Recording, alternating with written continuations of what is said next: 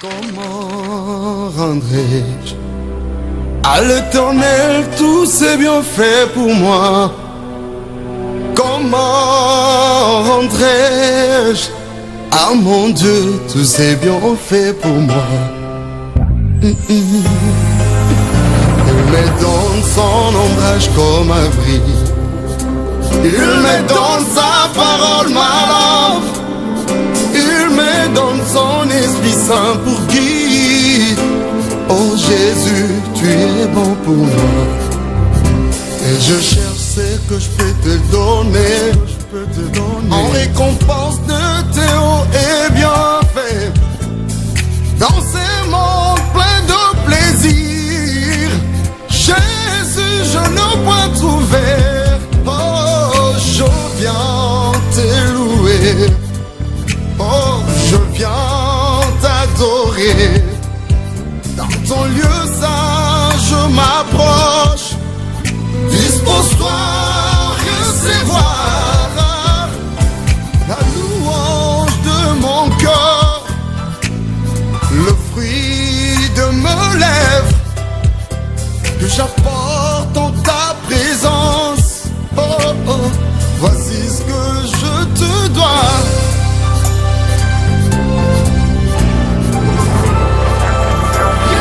Nashukuru Mungu kwa sababu tayari ametupa nafasi asubuhi ya leo. Wema wake unatosha, unaenea zaidi maishani mwetu. Hakika upendo wake ni wa ajabu kila mara maishani mwetu. Ninamshukuru Mungu ambaye ametupa nafasi hii.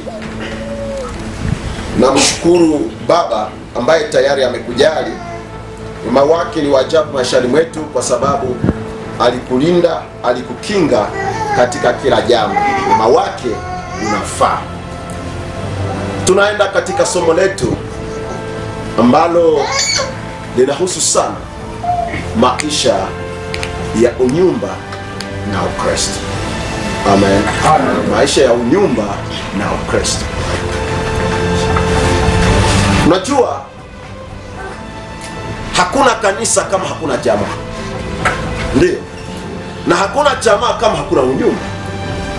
Yaani kwenye kunakuwa kanisa, inaonekana kwamba ni jamaa fulani ambazo zimekusanyika pale. Na kwenye kunakusanyika jamaa, ina maana kwamba jamaa ile inatoka katika nyumba fulani. Halafu kulinda kanisa, ukitaka ulinde kanisa vizuri, ni sharti ulinde jamaa. Oro kutaka linda jamaa, ni sharti kulinda nini? Ni nyumba. Haiwezekani kanisa liwe salama wakati nyumba ziko na matatizo. Haiwezekani kanisa litembee vizuri wakati watu nyumbani wana magumu, wana shida. Naweza fika muda ambapo tayari yule anayehubiri sana ashindwe namna ya kuhubiri kwa sababu nyumbani kuna mambo isiyoendeka. Naweza fika muda ambapo tayari yule anaweza kuimba ashindwe kuimba kwa sababu nyumbani kuna vitu vibaya ambavyo haviendeki. Hivi kusudi mambo yaboreke katika kanisa, ni sharti kwanza mambo yaboreke wapi? Nyumbani. Sasa mambo yanaweza kuboreka namna gani? Namna gani mambo yanaweza kuboreka nyumbani? Katika hali tunazoziishi ni kwamba kuna vitu viwili ambavyo vinaweza sababisha mambo yawe mabaya nyumbani. Kitu cha kwanza ni kutokujua, na kitu cha pili ni upuuzi. Vile vitu viwili vinafanya mambo yakatae kabisa nyumbani. Kutokujua ina maana kwamba kuna vitu ambavyo tayari tunaweza kuishi pasipo kuvifahamu, na huenda ni vitu vyema kwa maisha yetu ambavyo vinahitajika, na wakati sipovijua hatuwezi weza kuvitendesha. Ingine naweza kuwa upuuzi, yani kukubaliana au kutokushika au kutokutendesha yale unayoyajua. Mengine tunaweza kuyajua lakini tunakuwa na ukaidi wa kuyatenda. Hivi vitu viwili nafanya nyumba ikuwe na matatizo. Lakini acha nipime kuuliza tu kitu kidogo, utaweza kunichibia. Hakose niulize wa mama, tunafanya seminaire ni ya watu ambao waliingia katika nyumba zao. Acha niwaulize kitu kimoja. Mama, kwa nini ulikubaliana kuolewa?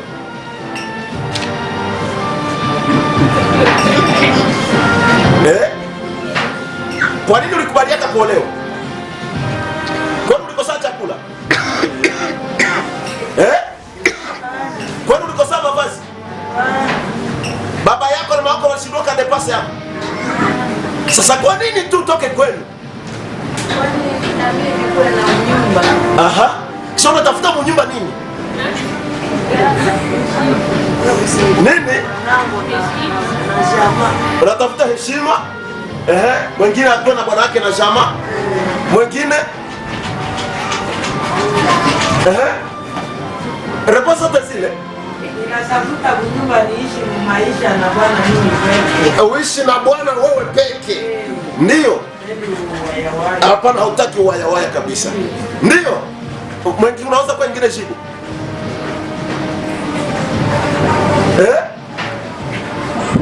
Hakuna jibu zote zile. Kwa sasa acha niulize wa baba. Kwa nini uliowaka? Kwa nini ukajisikia tu nioe? Mimi kwangu nilioa kusudi niheshimike na kutafuta faida. Ulioa kusudi uheshimike na kutafuta faida ya unyumba. Ndio? Wengine wa baba mnipatie. Si vema tu mtu awe peke yake. Acha tu nioe kwa sababu haiko vema mtu awe peke yake. Ndio? Nipate wa kunipendeza na kunisaidia maishani. Upate kukupendeza na kusaidia maishani. Merci. Unaweza kwa ingine jibu. Ukuwe na chama. Ukuwe na chama. Ndio? Wengine ni kutafuta kuwa na adresi na kutafuta kuchunga jamaa.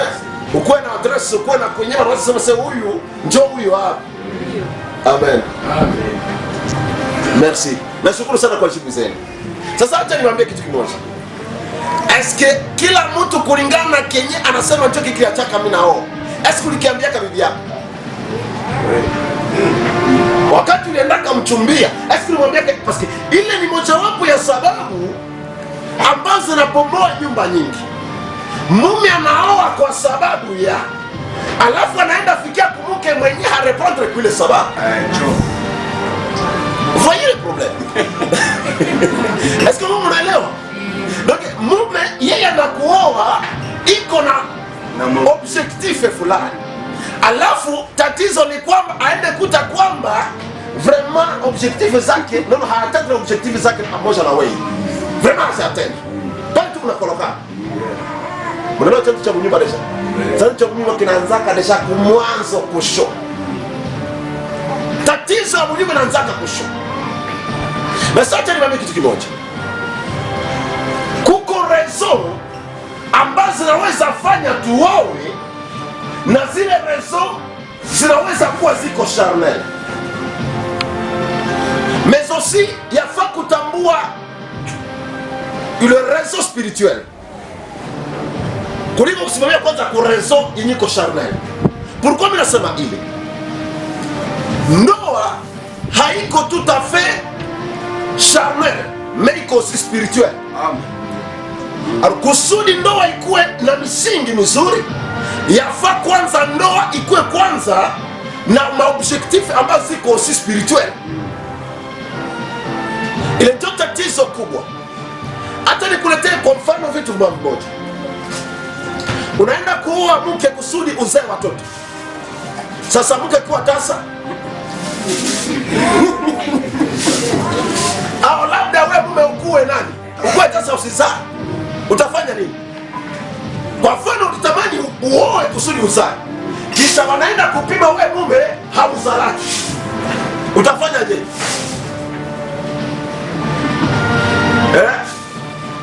Mimi najua kwamba kuna kitu kamoja kinyika kinaweza tokea kama wanaweza kupima mwanamke kwamba hicho mwenye hazalaki. Rais unaweza kumfukuza na jamii nasema kwamba muache ule maana hana maana. Na sasa nasema shahara umwache kabisa, umwache. Ndio. Ile ni jamii tasema hii.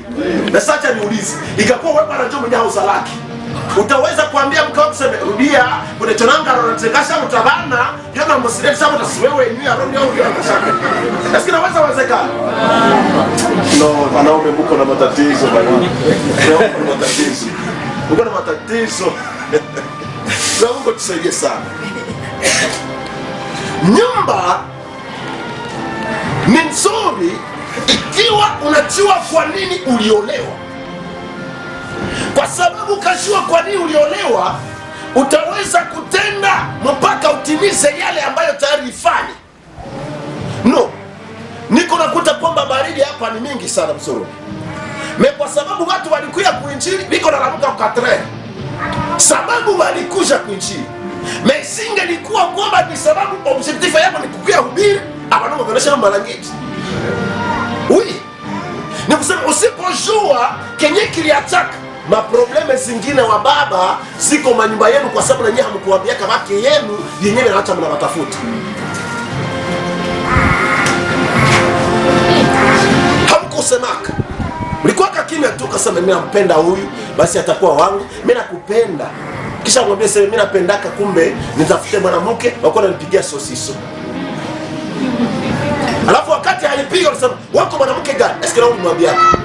Tena ungelimwambia kasema siweke kupiga hii. Aroma na chana wazimu. Kusingili kwa matatizo. Alafu unyumba. D'abord nasema kwamba unyumba au ndoa iko spirituel. Pourquoi? Kwa sababu kulingana na Biblia ukisoma kitabu cha Efeso sura yake ya 5 utakuta Mungu anazungumzia nini juu ya ndoa. Tupasome Efeso sura yake ya 5, utanikamatia ile verse yake, unianzie verse yake ya 22 utashuka mpaka 32.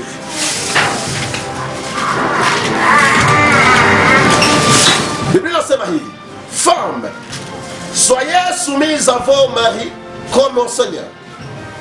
Car le mari est le chef de la femme, comme Christ est le chef de l'Église, qui est sauveur. Amen.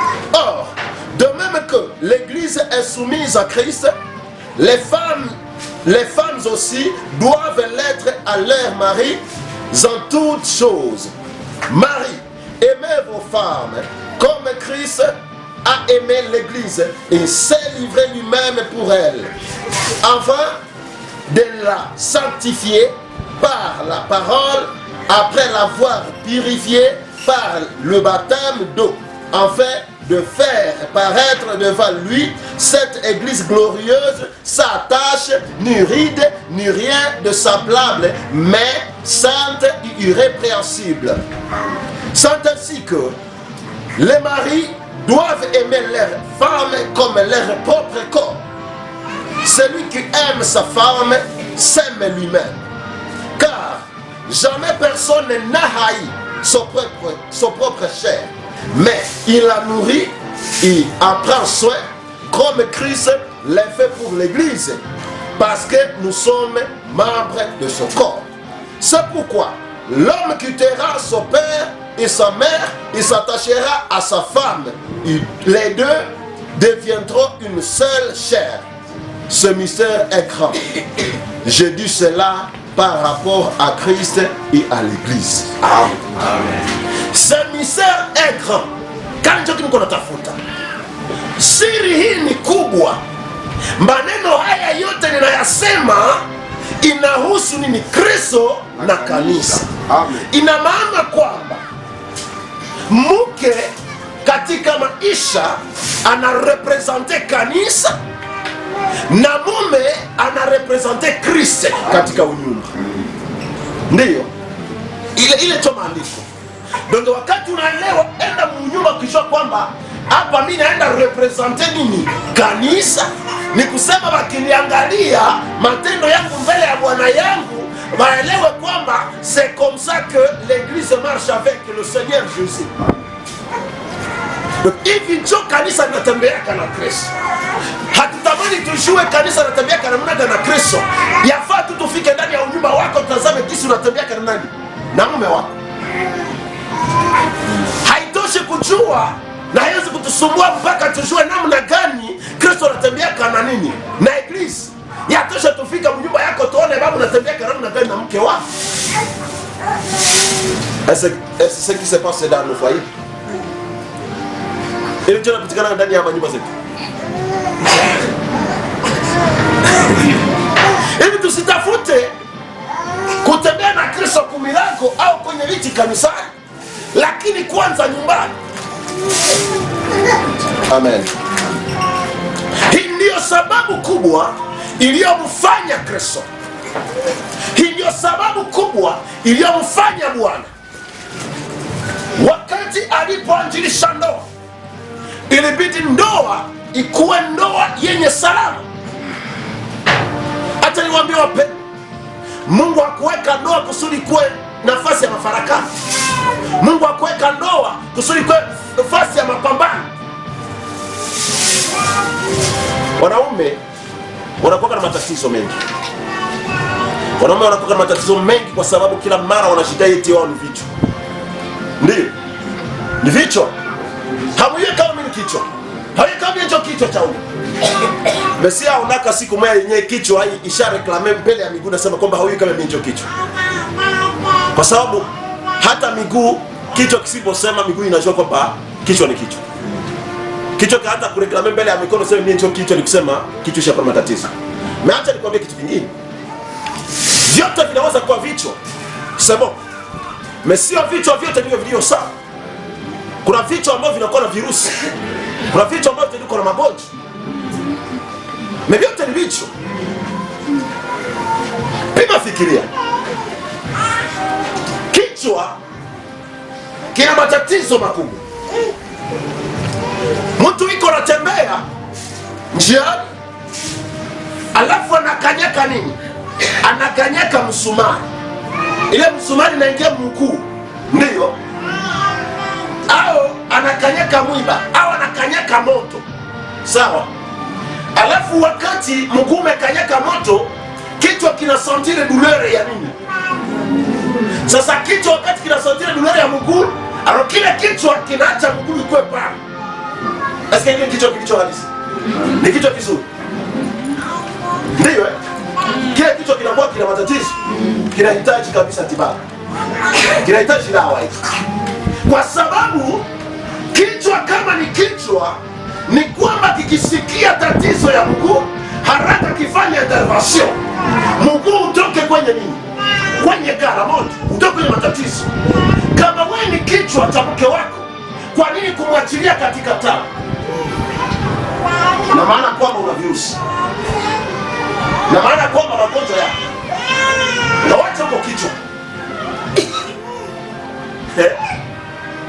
Simu yubaye.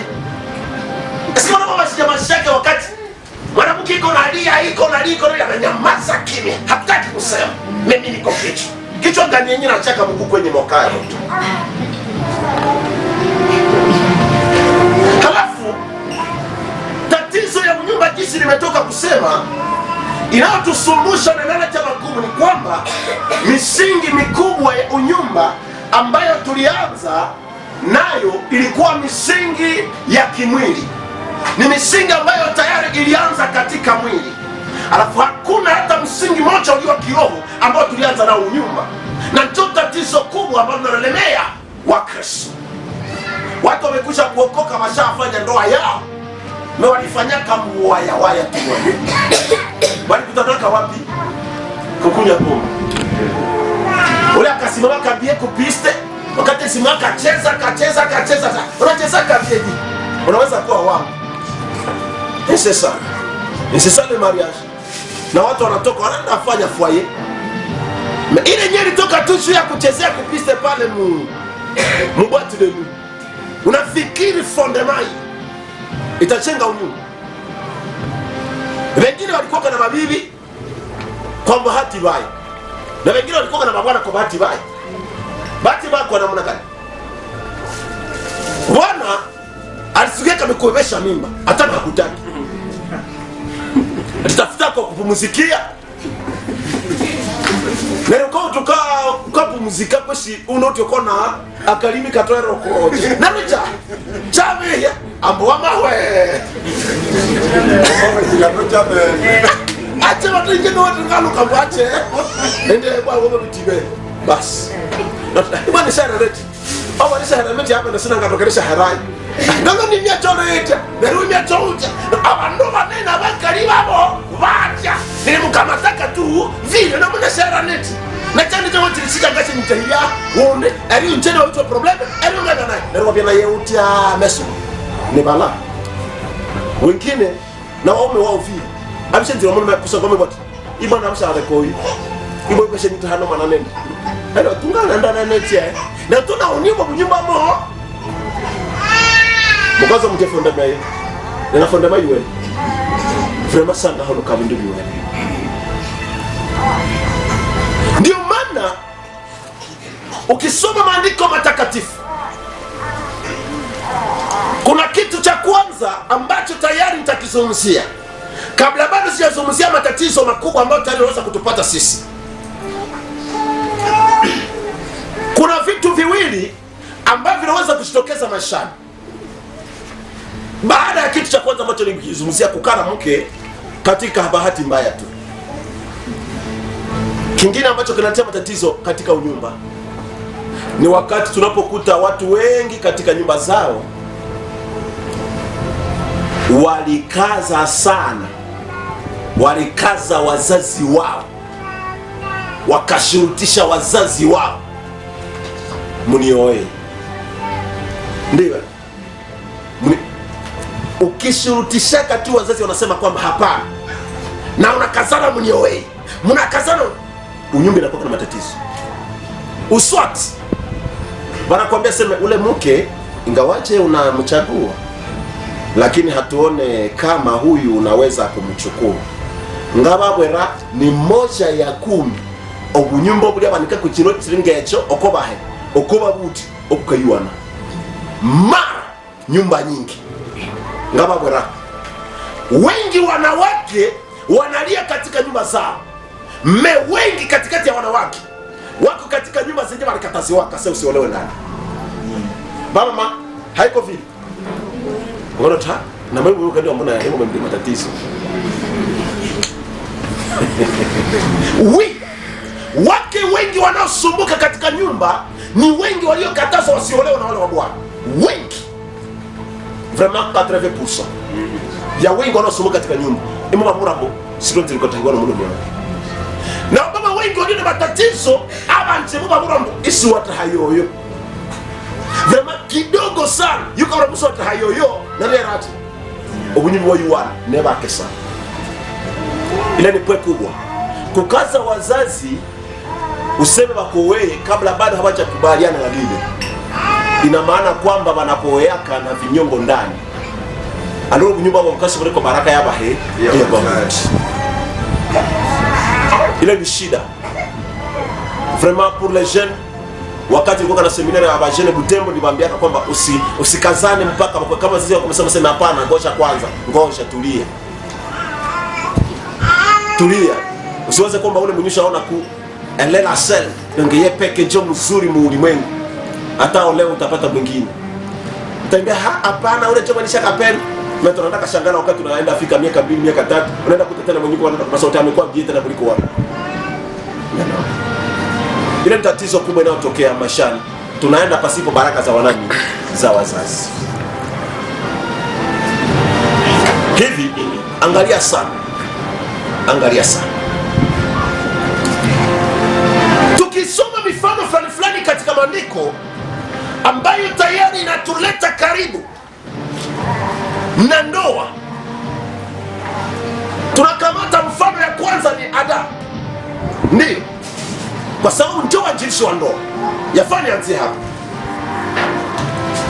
Adam, Biblia inasema kwamba Adam siku moja kareklama kambele za Mungu kusema, lakini Mungu kama baba yake akasema mwenyewe, si vema huyu awe peke yake. Amen. Si vema huyu awe peke yake. Ina maana kwamba katika miaka yote Usifikiri kwamba leo wakati walipoomba Adamu wakisha muumba leo kisha kesho mara wakaomba Eve. Hapana. Il a fallu beaucoup des années. Miaka ilipita mingi ya kutosha, Adamu na iko peke yake. Mingi ya kutosha. Na baada ya miaka hii mingi kupita, halafu Mungu akakuta kwamba si vema huyu awe peke yake. Alors atafanya msaidizi. Amen. Mungu jo mwenyewe anaona kwamba si vema. Eske wazazi yako jo wanaonaka kwamba si vema? Msipo nikubalia neno na ule na mimi najipoteza, kwa mimi naenda kwa soda, mbona mtaona, mbona mtakulaga keki. Hiyo. Mbona kesha anakuyalia. Hiyo kasi mliniambia kasi kujuaka, hakujuaka nini? Kukurudisha na fimbo.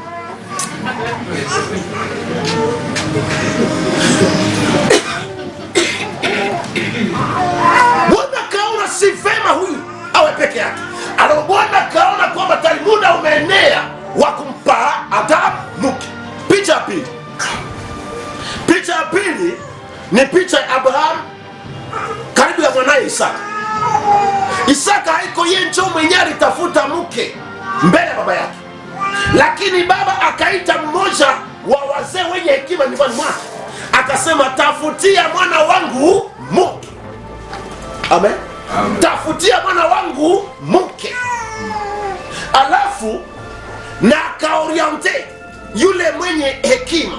Akamwambia hakikisha mimi nakulapiza usimtafutie kwa Kanani wa hapa. Amen. Usimtafutie kwa Kanani wa hapa. Atashia.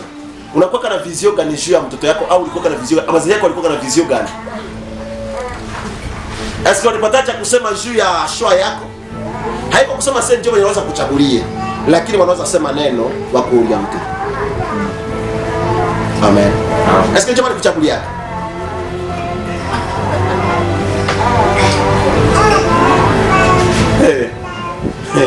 Mtu akishaenda chagua kisha après le problème anachenja na analeta matatizo, anabebesha wazazi.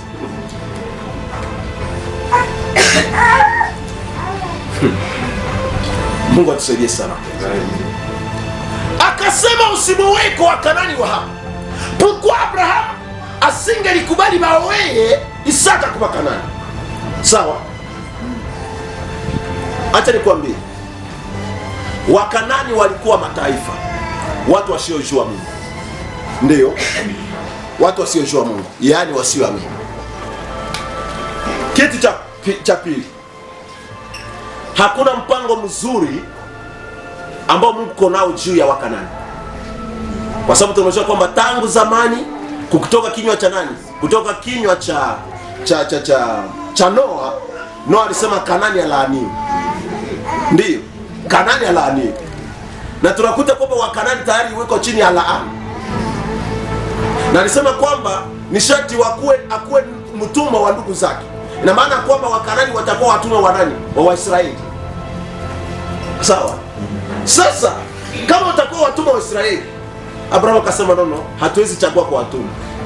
Hapana, siwezi kuchagulia mwana wangu mtu mtumwa. Hapana. Hivi Mungu hana mpango. Ina maana kwamba wakati Israeli watakapofukuza sasa Wakanani, ni kusema na jamaa ya Isaka nayo itafukuziwa pamoja na. No, hamtaokoa. Kitu cha tatu ni kwa sababu Wakanani hawezi kutimiza mpango mkuu wa Mungu.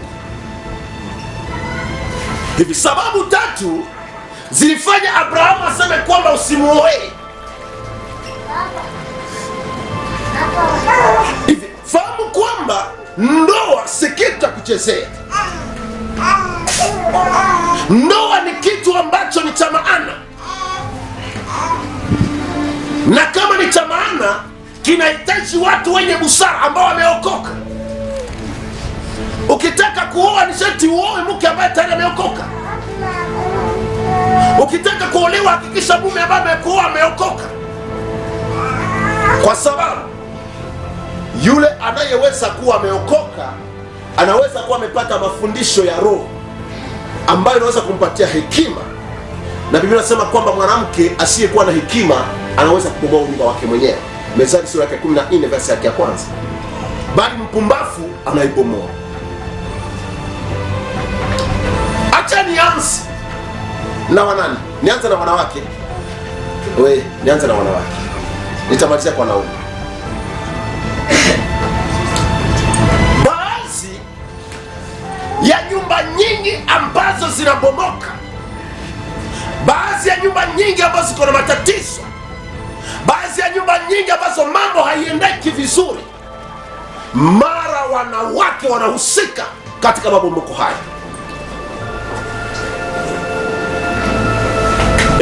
Mtasema amen? Hamtaki? Baadhi ya nyumba nyingi zilizo na matatizo, wanawake wanahusika katika mabomoko yale. Wanawake. Tambia kwa namna gani? Nishaleta rezo kule kumwanza. Sababu ya kutokujua au sababu ya upuuzi. Amen. Sasa kenya haujui nishatukielewa. Usuli uweze kushenga. Na kenya na upuuzi yaka tutakihakikisha usuli uweze kuifanya. Pukwa katika maandiko matakatifu nakuta kitu kimoja. Wakati naposoma Methali, ni kitabu ambacho kinacho nisisimua kwa vitu fulani fulani. Ile 14 nasema mwanamke mpumbavu anabomoa nyumba kwa mikono yake mwenyewe, bali mwenye busara anaijenga mwenyewe. Sasa wakati naposoma ile shairi, ninakuta kama nyumba zinabomoka tu ni wanawake tu wanabomoa. Basi hakuna kujitasema sema wanaume tu wanabomoa nyumba. Hapo unaweza kupata ile shairi. Haiko. Voilà. Nikisema baadhi ya nyumba zinazobomoka zinachafuka, wanawake wanabomoa kwa sababu ya kukosa nini? Kukosa hekima. Wanawake wengi hawana hekima maishani mwao. Hawana hekima. Nyumba inahitaji kuwa na hekima. Nyumba inahitaji kukua na akili.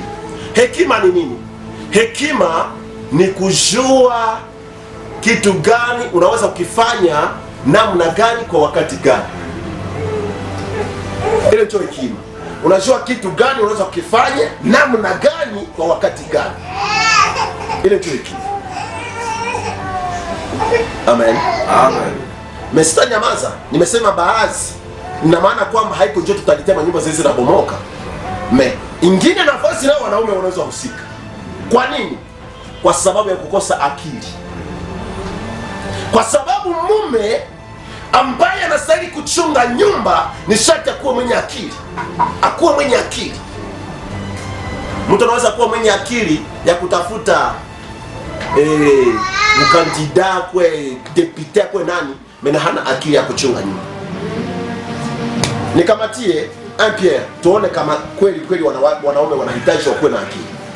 Petro wa kwanza sura ya 3 verse yake ya 7. Petro wa kwanza sura ya 3 verse yake ya 7. Nahitaji kumsomea kwa Kiswahili. Petro wa kwanza sura yake ya 3 mstari wa 7. Mstari wa 7 tunasoma katika jina la Yesu Kristo.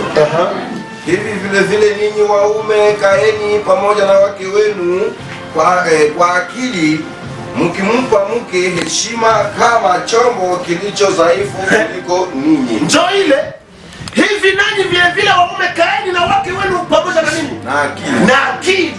Mkiwapa wake wenu nini? Heshima, mkijua kwamba wake ni vyombo dhaifu kuliko ninyi. Amen. Ikaja problematic. Wakati unaenda kuta mume anataka kukamata mke mnivo yake. Wanasema kwamba mke ni kiombo dhaifu kuliko wewe. Anapenda umtie mume nivo na wewe. Hone kile unataka mume yake. Hivi. Ingine nafasi ya nyumba zinabomoka kwa sababu wanaume hawana akili ya kuchunga wake zao. Hawana kabisa akili. Sasa acha nikwambie kitu hiki. Kuna vitu fulani fulani ambavyo katika maisha tunaweza kupitia. Kuna vitu fulani fulani katika maisha ambavyo tunaweza kuviona. Na vinatutatanisha wanawake. Wanawake wanakosa wafanye nini, waendee wapi wanapoomba mambo fulani fulani. Lakini kwa leo nataka nikuzungumzie tu vitu fulani fulani. kabla bado sitaleta pwe fulani ambazo tayari unaweza kuzifanya, lakini kuletea kwanza pwe fulani ambayo inaonekanaka zaidi sana kwa wanaume. Sawa, inaonekana kwa wanaume mara na mara, mais haiko habie. Sawa, siseme kama ni habie, wanaume kama utajikuta ndani ya hili hivyo anakulisha, mais mara inaonekana juu yao. Amen. Eske mama mwenyewe unapenda ujenge nyumba kwa vizuri? Unapenda nyumba kwa salama? Ikuwa kicheko. Leo utaelewa na utakifanya. Kuna fulani ambazo zinaonekana juu ya wanaume mara na zinasumushaka sana wanawake mioyo. Wanakosa waendee wapi, wanakosa wafikie wapi, kwa sababu wanakosa kama wafanye nini, maana matatizo haya yamewapata.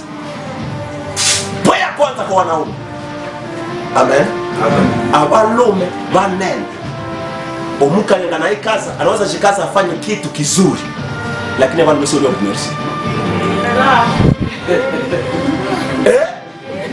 Si ndio? Wanawake si ndio? Ndio. Vraiment.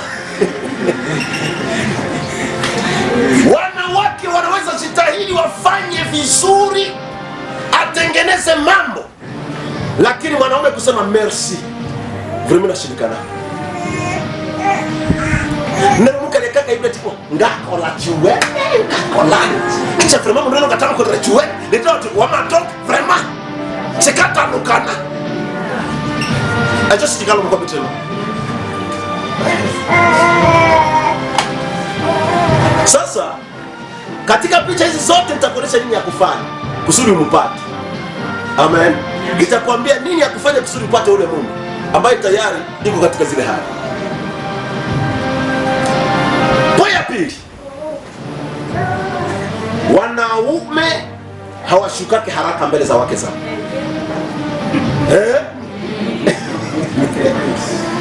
Yaani mwanamke anaweza kuleta onyo au makaripio fulani juu ya mume wake, kusema njia zako ni mbaya, kusema hapa kwenye kunaendea ni pabaya, kusema hii hali hapana. Mwame kushuka anasema basi kusunyanye ndio nyanye.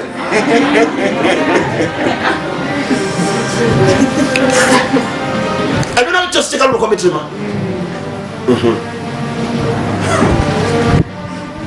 Wanaume tatizo yao ni ile, anaweza kataa kushuka mbele zako, ibo mwisho mtu mimi ndio nishuka hata ila mbele mimi hata na hali kwa kuni rere hata mwisho basi nyanya na basi na kaka atadogoka kukura tu.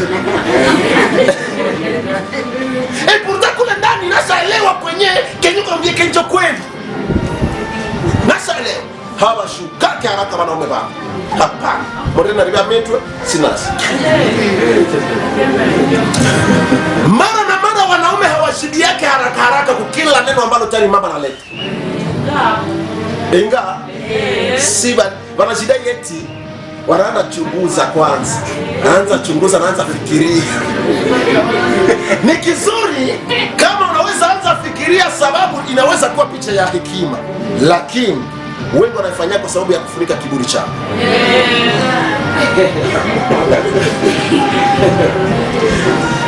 Wanaume kabisa hapana, hawashibu haraka.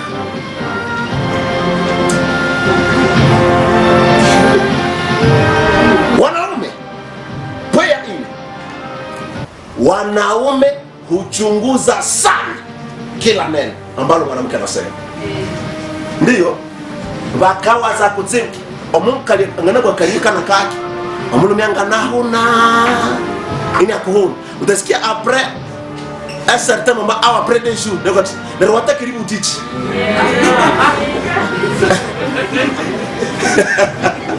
ne rwata kiribu hotichi kama shaka kiribu tichi kwa ndibuna wira neti haiko ile njoo ulikuwa unataka sema, maana yake ushasema useme na unasema sema no kwangu mwenyewe sikusema ile, mimi nilisemeka hivi, acha kunisikia. Hapana, kunatokea mkokotano. Sasa uko kwenye wa Muhanga ni sababu ya kuchunguza sana wanaume. Wanapendaka wachunguze kila kitu, wanapenda wafahamu kila kitu. Kwa nini? Kama alisema hivi, kulikuwa nini, alianzia wapi, na rupata nataka enda nini, maana yake amesema nini. Wanaume vinaumiza sana mioyo ya watu. vinaumiza sana mioyo. Watu mesimulie yeye mpendwa wetu. Sema msheni. Oui. Payata. Wanaume huwa wenye kusema machache mbele ya wake zao kuliko yale yaliyo ndani ya mioyo yao. Amamitinomba kami kamyatsi menene. Ewa kabu ane beki. Ukabwa mkafu bakalidawe marembo. Chekata bya problematic. Chabe mutalo abitalo kanga ye haingai yati. Neriku masala wati. Na wewe note programme na regrete basi. Eruka solo umutisha teria kali. Tango bana mutalia kali babera neti. Nambo na note programme na ngati tukande kambani basi ngare regrete basi bila kuna. Mbona solo watanyimwira? Wanaume husema sana machache kuliko yale yaliyo ndani ya mioyo yao. Wanaweza kufichua siri ndogo sana kuliko zile wanazozificha ndani ya mioyo. Wanaume ni vitu vinakera sana mioyo ya wanawake. Poya 6. Wanaume mara na mara huwa wenye hawataki kukazwa kutimiza mambo fulani. Echo kabisa wote hawataki kabisa kumisa wote twera tuti na ukando mwisho shabura twera tuti no yakatukumbiye achakanga na kumbichanda ratu mwanaume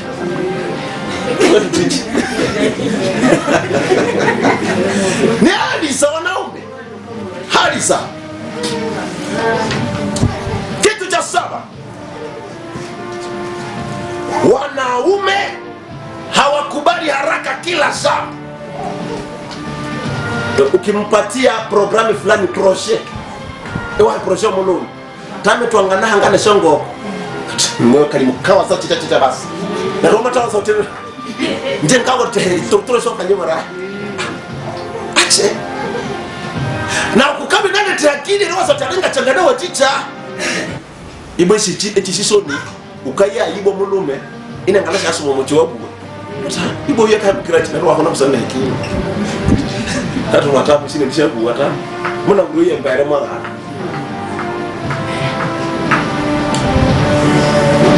Wanaume hawafunui shida zao haraka kwa wake zao.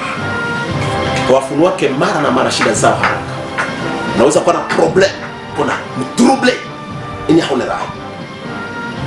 Chikara kama ndio bana mahalo na matasio. Kusangwa siba libe bre mse.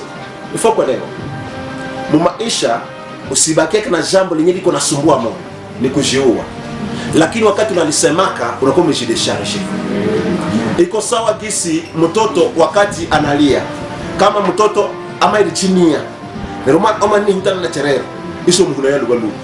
Mwache kwanza aanze lia pia. Akisha lia pia umbembeleze. Njoo tanyamaza. Mama bi community. Nyama funga ki. Akaka bila mwezi. Ile ni probleme unamletea magonjwa yenyewe hutaweza kutibia. Nikusema wakati mtoto analia anakuwa kiko na jidesharge. Anaona kwa akishakuta ke amekuwa vraiment déchargé anatulia. Kilio haiko kusema sasa tu mtoto ni mbaya. Hapana. Ni vitu vyenye viko ndani. Ndio maana utakuta kwamba mtoto kwa mfano mama yake alisafiri muda wa siku nyingi. Alikuwa nabi iko kandolo mama wewe. Sawa? Ukabye wahika ibo mwana marati. Hanga sake karibu ni rati.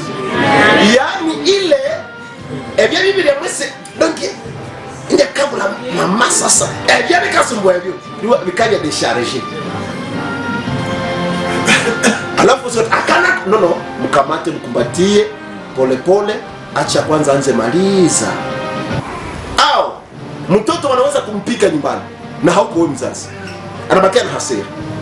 Sawa, mzazi ndio ukishafika kunyumba au mtu mkubwa mwingine ativia tumaini njoo nalia. Sawa, unalia nini? Bado nimekuta huko unalia ta wali nipiga wakati gani? Asubuhi na umefika magharibi. Ni kusema mule ndani mlikuwa hasira yenye alikuwa nayo, alafu sasa njoo anajidesharge. Alifaa kuelewa mtoto, alifaa kuelewa mtoto. Mara na mara tunaletea watoto wetu magonjwa mengi ambao tayari wasingilikuwa na kwa sababu ya kutokujua kwa mako wale.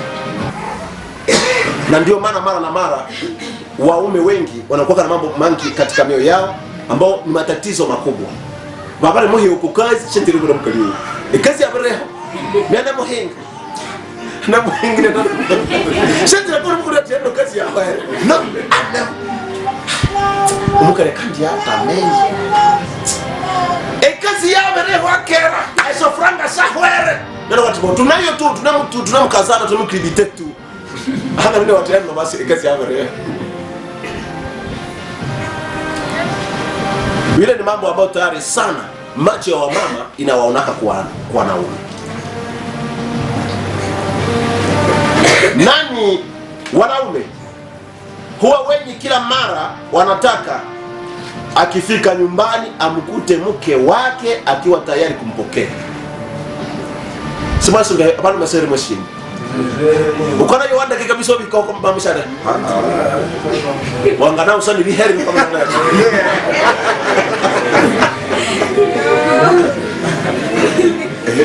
Ndio maana utakuta wengine kwa telefoni anaita. Uko wapi? Nyama zako tembea. Ndio kasema tunakolusha. Na kishati ile kwa yako. Basi hapo futa nyumbani. Ni picha moja inaonekana bwana. Amen. Amen. Ndio, wanaume mara hutaka sauti, wasikie sauti za wake zao. Anapenda kabisa kusikia ukisema karibu sheri. Karibu. Na unapokea ile nyama iko na kama imekuwa na baba sana. Wanaume mara hawapendake mtu cha mpokee. No, vraiment atani na vraiment tabana. Shana nzewe kwa mwana kwa ngera. Naye akaanza kundumuka hiyo ya ratu. Ndio na shamangerera ejeki. Hiyo ni hali ya wanaume.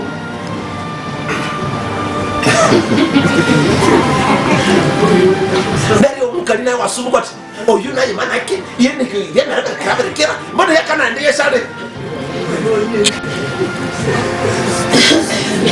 Ndio hutamani sana sikia sauti ya mkewe kumwambia karibu sana.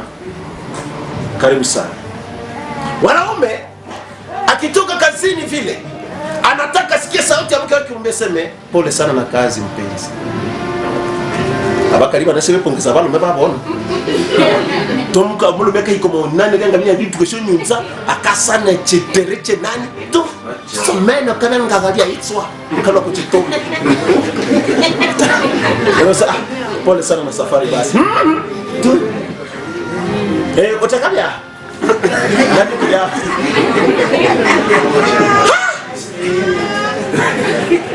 Kitakwaza sana Mungu.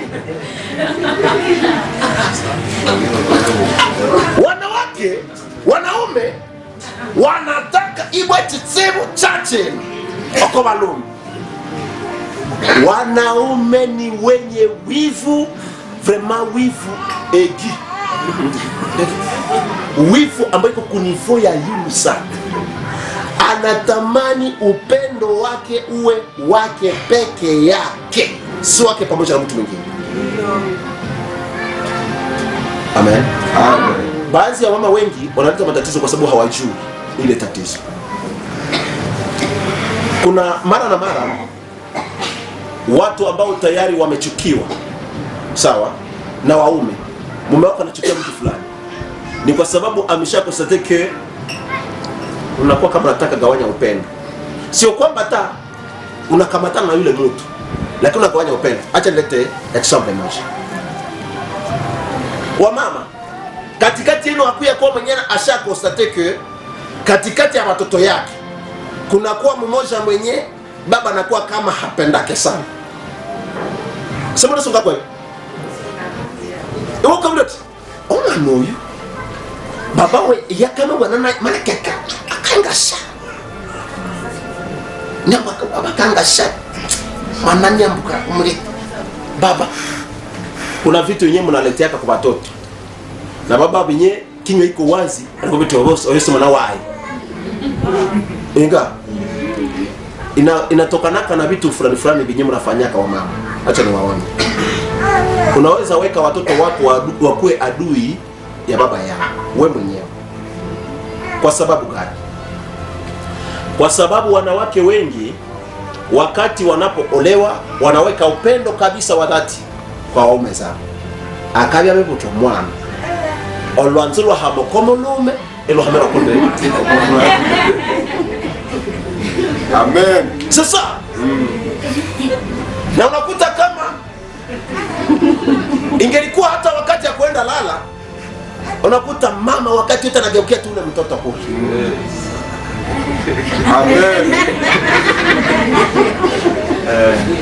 Wamata sio wendo kiranwe atisema mrapa na mjenga.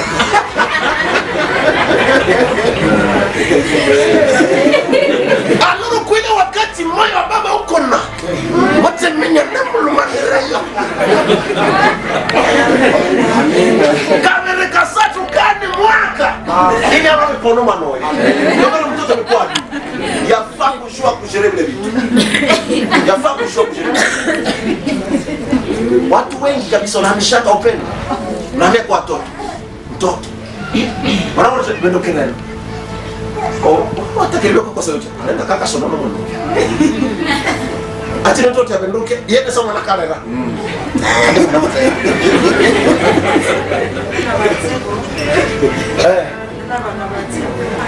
na matemu. Ene nyumbe. Au yo manake, au yo kole ya dui ya baba. Na kwa kulanga yake. Omwana kuiririate. Omwana kuiririate. So let amenya hatuke problem. Amen. Ahalia. Ojo. Yafaa kushua kusherehekea vipi? Baba ameenda lala kitandani, anangojea mke wake amkute kitandani. Leo ni monani na mwana unikele kwa mchingono. Baba ni sedi wanono tuoteri. Akaya tu chinye mose akatsumbuka. Nyakuro blangiti. Nyakuro rabo. Wama sukulomana sulumusukishino.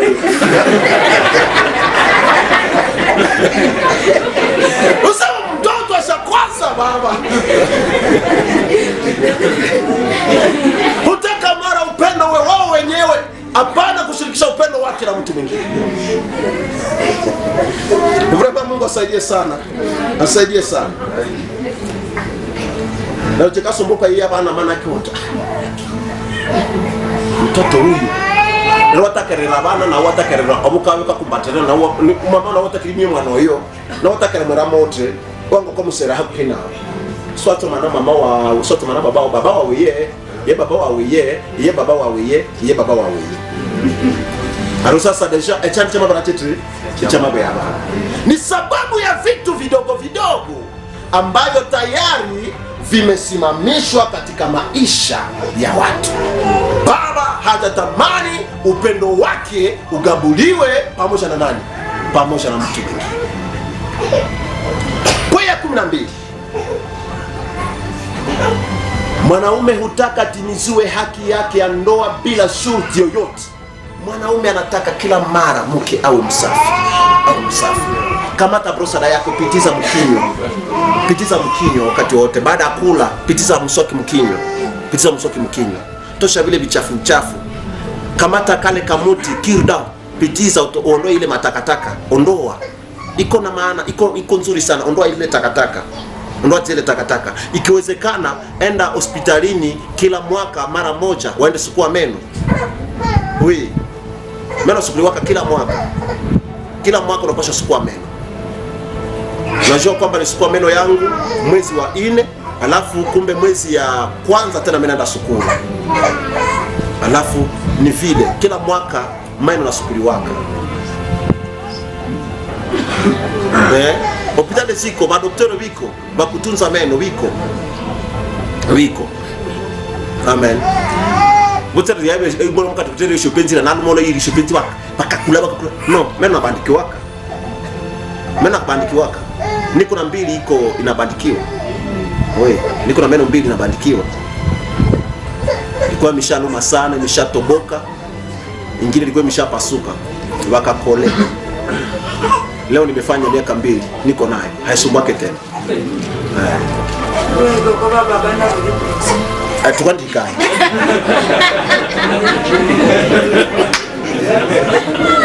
Nisema mimi naanza na wamama. Sasa leo tatizo lile. Mama mchafu. Kinywa. Hakurese, havuli. Ukawa mabishika kwa mobile. Try out. Mtu anamalizaka, anatoka kushamba, ine kule kule kumsana kwati heyeti nani aotsera kula kiti viyaso yote kumwili viko yaso yote akala bahole no Belanga hajala. nane parfum handachi na yesi rembeni Marable. hana wake hapana. Hasa tatizo vile vimanyo ya nyoye hawezi kuondoa nerukayo mundu ini alengo mtu wabige sakwerihi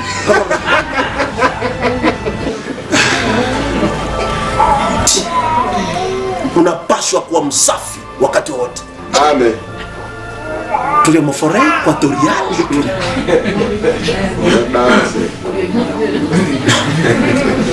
kisha mwana anatoka kushamba anaikilishungisha muongo wapo hanyabu tekuni suni abure mbalana ka mashiku nero kwa samareno kaya tenga hare burakwa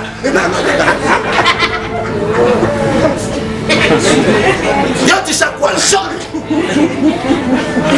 na yufuraha ya wenye usifikiri kama Mungu anaweza kutokea katika maono kwenye kitanda chako pamoja na uchafu. Mungu hataki uchafu. Mungu hataki uchafu.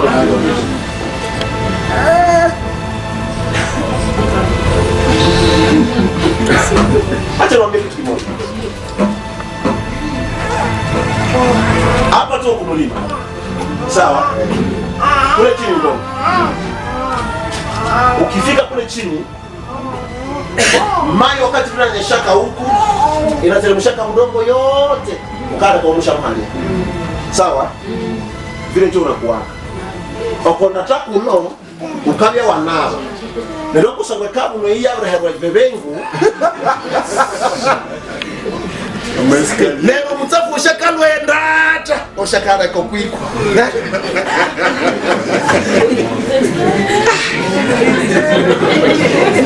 Sema yo Amati no wakatoka kapsa.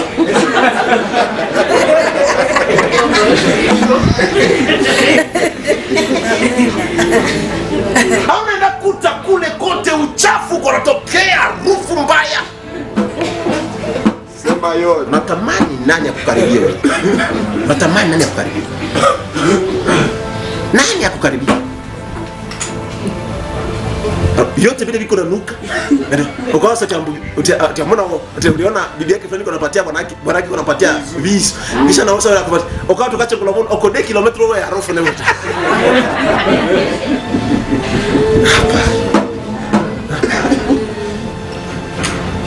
Halafu sebuleni kusalo kiti zote ziko ovyo, machunga silivya komeza iko shale shombilo na bundu basha lako kofete ye kondo ya nani donc eyo sibi neko hakupangusiwe ebe tambalo kalanga bya jaune comme la bya vert bien violet. C'est quoi ça chafu sasa ibwa tukatu ikoma biwa bana ushana tibiro parcela nga mekalo hota nga bakana kala husamaji ahora kati nga parcela yote harufu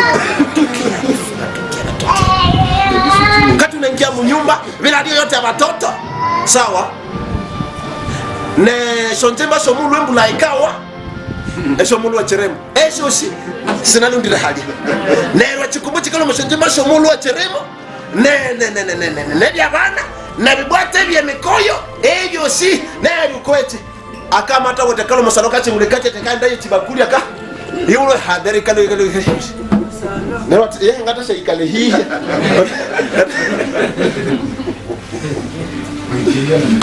amen ukawa ikehia na mekano sitisha ya la makobuno wote ngasubulanga siku tukako tuburote ngashisha ya kobo cheneche ala katsubuno te alekalo ya da tongera no mubundu tika wamesho mubundu mukando kale ngano ko lati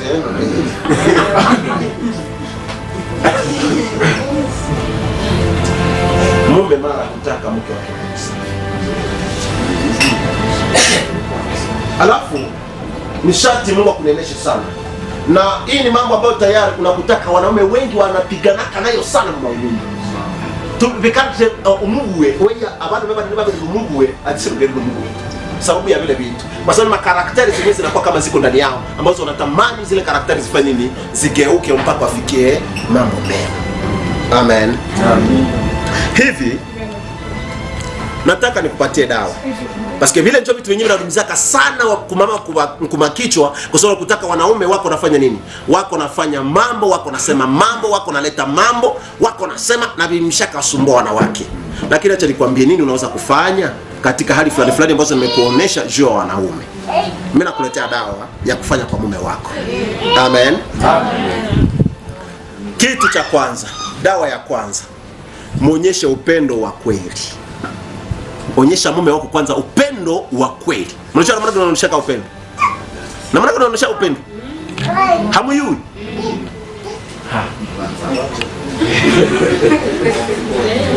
Muonyesha upendo wa kweli. Amen. Amen. Upendo wa kweli ni upendo ambao tayari ndani mwake hamuna unafiki, na ni upendo ambao tunapoka na adabu.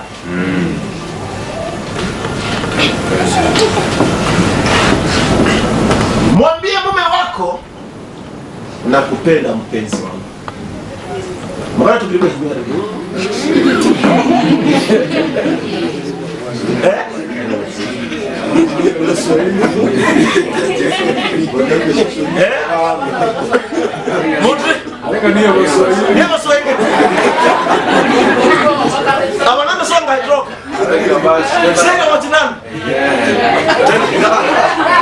Ngakwanzira manziwa. Ngakwanzira manziwa. Chama omamanga nata hivyo. Inesha ikakwe hola. Ishata wote nekwanzira. Netati sheri. Ishata toka. Ya?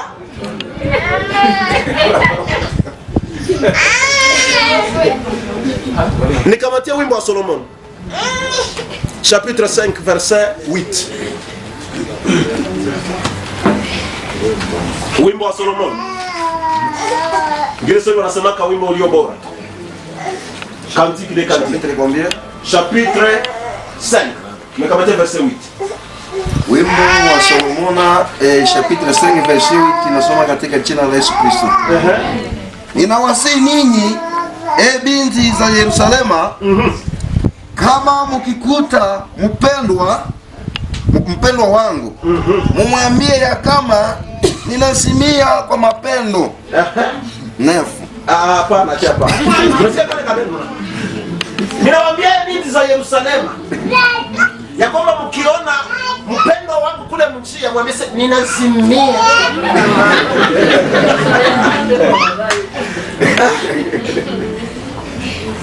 Ule siri mwanamke njona tuma watu waende ambia wanawake sasa ninazimia kwa mapenzi. Haiko Biblia. Kenye kinachaka wanakuwa na baiba bawaume njo kile. Akishafika barabarani nakuta tuko nyingine sasa. Je t'aime la folie. Nomolo mena kusangana ya kaka ronda cho, atika ronda cho kera hapa miaka 10 ina nao. Sura ta umuracha. Nimezimia. Nani? Comment ta chapitre 6 verset 2. Chapitre 6 verset 2.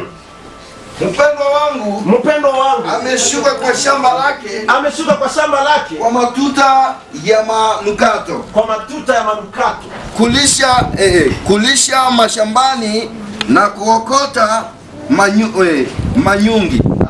Acha pale, ile nitaizungumzia wakati mwingine. Kushuka shambani, sawa. Imbia mume wako hata mistari fulani ya upendo. No, wengi wanafikiri kwamba kuimba mistari fulani ya upendo ni uhuni. Hapana, ni upendo tu.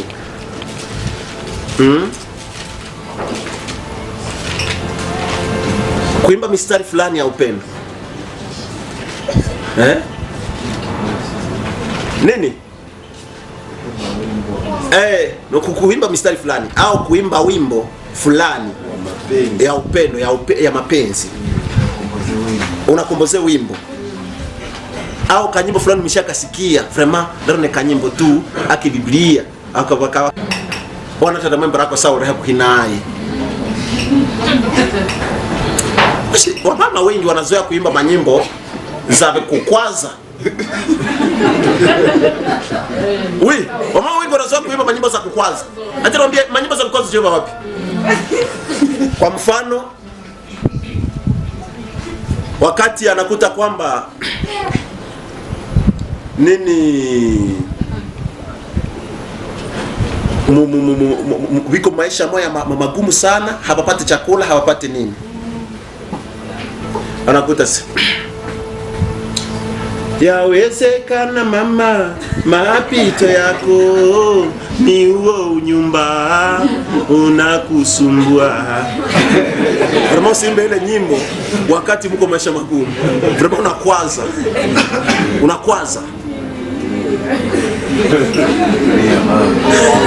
unakwaza usijaribu. Imbia mume wako nyimbo za mapenzi, mwimbie je resterai toujours auprès de toi. Sitakuachiliaka uko wangu na mimi wako. Imba hile nyimbo. Una mtu banako.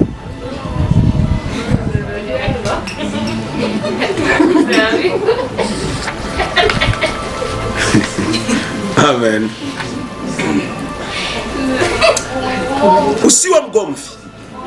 Ukitamani nyumba yako iwe na salama, usiwe mgomvi. Kuna watu wagomvi kabisa wanaosema tangu asubuhi hadi asubuhi ya kesho hawaachili yake neno. Hawaachili yake neno. Wale ambao tayari wanatamania wafikisha waume zao kumwisho, kandi mko liko mwisho. Usifikiri kwamba kufikisha mumeo kumwisho akosa pata solution ma probleme zako. No. Mume hafikishiwa kumwisho. Unaweza tafuta ufikishe mume kumwisho, kumbe unajifikisha kumwisho. Acha niambie tatizo. Wakati unakazana sana mjambo fulani ufikishe mume wako kumwisho, itafika muda mume anajikuta kwamba iko na culpability. Sawa? Emwise ya bibendo bekamusumbua. Neri ukaya ya omulume kusudi naye akunya majisaye. Naye atumia mamlaka nyabere ya makare mpaka uweze kusamatana naye. Mwenye leta ile comportement ni naye. Usini wewe. Attention, usilete maana kusema sasa utafikisha mume wako kumwisho. Unataka jiletea matatizo. Tu atatumia autorité. Tu ukaenda ndia bara. Hankana. Kandutichi. Nerukaya na kanduka yake. Na bibi shelibu wako. Tu ameyo mana matake kopo ya hesi. Inu ni karama. Kusudi ya kunyamazisha useme kete. Nyonya karama kutsimu. Tu akabri kana mata wananati tu akando akakitu inu metukira ere karama inu ni karama. Hapana. Usikuwe natafuta mara kwa jambo fulani ufikishe mume wako kumwisho. Ukionya, onya kwa moyo mtulivu pamoja na hekima na adabu. Kama umeonya leo, kwa umemaliza leo. Omundu ni mundu wako wa. Nero mundu angabisha leta ishatana ndia omundu akabe omundu ni mundu akandela ka irate akachunguzia. Yesu wanga numuchinyo. Kila mara wakati unaposema, sema tu. Mekisha mengine yote zidi kuomba Mungu afanye kitu abadilishe maisha, kwa sababu kwa wingi wa maneno yako haikujuta badilisha mume, metena zaidi kwa wingi wa maneno hayakosi maovu. Na ukashiriba na wabadilisha haba, ukashiriba tu na wabadilisha haba, wabadilisha kwa kana uchitsibu nebo masha kushobora mucho ibo atakeri yale byake echa uchucha bo bibwa chinene kola nabande bakalibo bakutukana kusamba mwabande ba njambo no mayakisha na mabye inena munyi kola byaka kukola rabi ntisina ngatsomana no tabiri ya buta nyimbo kwisi general bo sabusha kutamambo ya kama naya wewe njambo no mayiche inje ibo kunjawa yakubya ngo wawoy nje ko inje gasina ngabu libo ya hemuka yote ribana yako laji. Usitafute sana njia zote kutumika mpaka ufikishe mumeo kumwisho. Mambo atakugeukia mabaya na yaweza kusumbua. Hawezi kurekebisha mumeo kwa makelele. Ukimsumbusha sana muda mrefu na vile anaweza kutoroka. Methali 21 verset 9 19 25 24 hatutasoma. Muandike zile shairi mnaweza kusoma nyumbani. Methali 21 9 verset 19, 21, verset 9, verset 19, chapitre 25, verset 24. Mume huwa vile anatamani anangojea kwako umshukuru kwa kila jambo akutendeana. Kuna wake ambao hawana shukurani, hata kama mume anaweza kumfanyia kitu gani. Kushukuru ni jambo la muhimu sana katika maisha ya mume. Sema asante anapokuletea chakula, mavazi au chochote aletacho nyumbani, ukijua ya kuwa kutokushukuru ni ukaidi wa moyo na tena dalili ya hatari za siku za mwisho. Ndani ya Timotheo wa pili sura yake ya 3 mpaka verse yake ya 2. Sawa? Mshukuru. Nero ngatamu netera. Nero ngataleta chibenye iwe. Ewa datachi marakia. Mata. Mshukuru. Mshukuru kama. Amen. Anatamani kwa kila ambacho tayari anakufanyizia, kama mwambie merci. Hadiba kali kabisa. Ibo wenga ama kola chitse remorera. Bwana utukasha datacheni. Amen. Mnaambia kama wanaume wenu merci. Aba na mahona. Sawa. Muandalie chakula kizuri tena kwa wakati unaofaa. Amen. Amen. Andalia mume wako chakula kizuri tena kwa wakati unaofaa.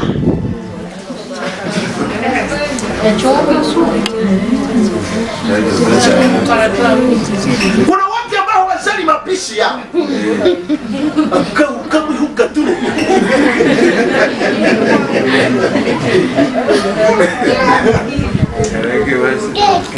Abalume sawa. Ngaba bara. Hani hatari eyo ko balume. Aba uti barafiki. Sawa? Abalume bakare barafiki banene. Elukana yo bali ndadara. Sawa? Ebali ndadara.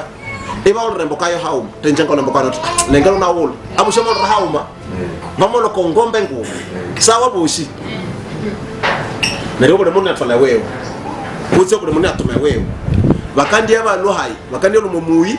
Oyu ini alava ewon. Kushine yakali kwa kama harakati. Ndio kana tatu tadi atikishe tala bado matatu mangata tukona twa nombe bere. Sine to bere. Inyo wegu wakambali akande hikeka. Eyo. Akande ko nyama obalangabe tebihondire bere. Nero kai kulatu. Tuli aorera omubusheri buma enyama nguma. Echama na kenyama yori yaseha eyon ayekaita. Kuna wake ambao tayari hawajui kupika kabisa chakula. Hawajui kupika, hawajali mapishi. Akahiro kukanyungu na kukoliko, abiramo jorojoro kusangoshango shabulire. Ne ribi chikalo, neri ne ko mfura kama ga. Eri tibe shebe kana.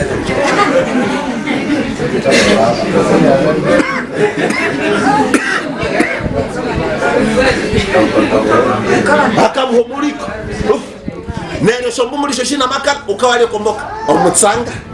Ina nema, erimu, amakala, nemeti yoko chinani cho mubushiri. Ebyo shibi nabo. Nebe ungo ebyo shibi abara be ungo.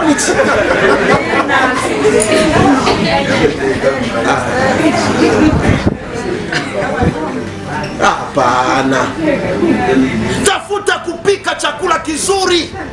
Pika chakula vizuri. Mara mafuta imezidi, mara mafuta kidogo, mara chumvi inazidi au kidogo. Neno mwana tasha la riamu. Acha nikwambie kwamba wakati unatia mboga chumvi yenye haikutokota unajiletea matatizo mwilini. Chumvi ni uchafu, inaomba kutokota. Hamjui? Keke pare wakati mtafika kwenye nyumba natengenezeka chumvi ndio mtaelewa. Chumvi inalokotaka hivi chini. Ina uchafu, inaomba kutokota. Kone ukache kwa rabu kuchile lokongetse nune ukacho ata omunyoyo kujeje kati nemo munyu omunyo kongetse sewa reria inaomba natosha ile chuvia yenye ilitiwaka mukikayabu kubahari unatosha yote mpaka upike na kisha utie chuvi nyingine itokote ndani ile ambayo tayari wanatiaka ni vitu vingine wanatiaka ni mnaona mtu ikoba kira hiyo kwa kukutana kwa rako kwa kata hapa kabisa wanganasha jana kutu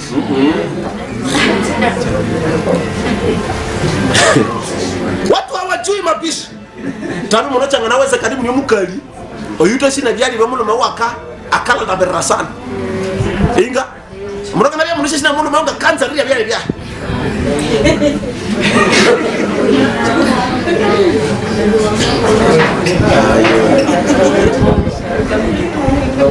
mapishi kama na hayo itamfanya mumeo atoroke kila mara akuwe naenda kulia kwa jirani au akuwe naenda kulia kwenye restaurant. Akai katibas enda Afrika ngekalo mabasi arika sinende. Kwa sababu mlenye wa yenge shana ni acha na Afrika ngoshi. Ngo tuyo kwa hospitali ati ye. Kushina tulo mo restaurant. Ini abarere kwa sababu restaurant kana ukanda ekemba kana na bati bana mapima bana muhira mwene hihai bana muhira kunachi na ria nali kwa hiali. Mwenye fedo uriane fedo oksida.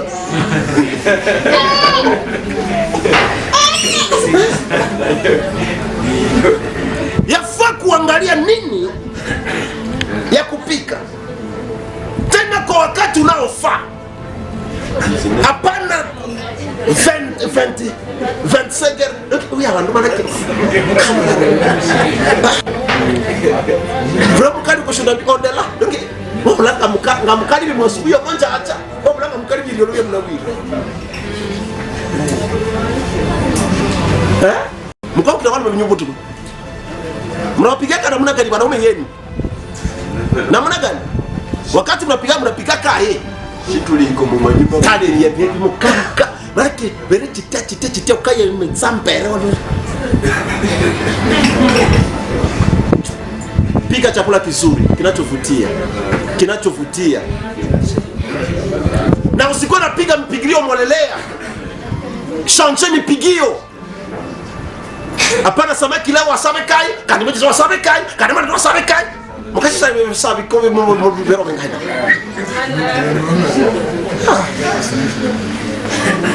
Ingine pima kalanga, wamepata ingine pima kwanza kasenya kidogo. Akasha ye hikayiri abantu abashirihuka. Kamusika kasafi, kana kupika leo kanampatia samaki. Kakamata samaki eyihukire muchi omo mauta werina kabra kalanga ni senya kanatia hapa ingine iko munini ili mulukondi kanatia hapa ingine iko tumuma ili ni samaki heke nario vraiment omo njaja tu akasha yote kana rai na watapana kulia huko sina cha kupika leo akade mwa tu sherihuka anamata libi wewe okoda bio wa ukande wa mali Nerejo yo esa franga kasa bande nerejo kale ka rande ya bialia nerejo watu wana kabisa tunauta sekara no problema sio sherihuka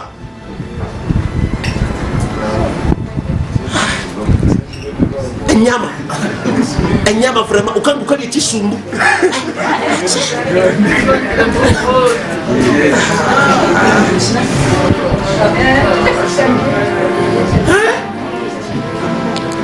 Pika chakula vizuri tena kwa wakati unaofaa. Wamama mpime kuangalia wakati wenu wa kupika chakula. Hapana kupika chakula tu wakati umamka mcha wana hangana ulia mahia hangana ulia ina bria otana na hangana ni swali hapa.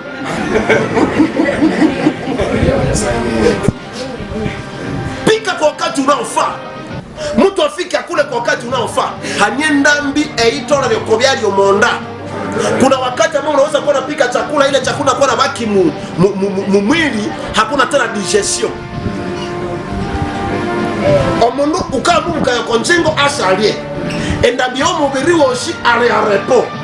Yani omubiri shari an activité. Ero minye kebya ya bio bekande byo monda mupako moja acha. Na omundu bema bebe como estomac, bema bia stocké.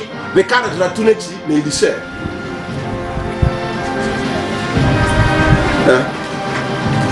Na makoria ngo musabiri bawa akure estoma bas amungu mina funu ni ate uyishe shirihuka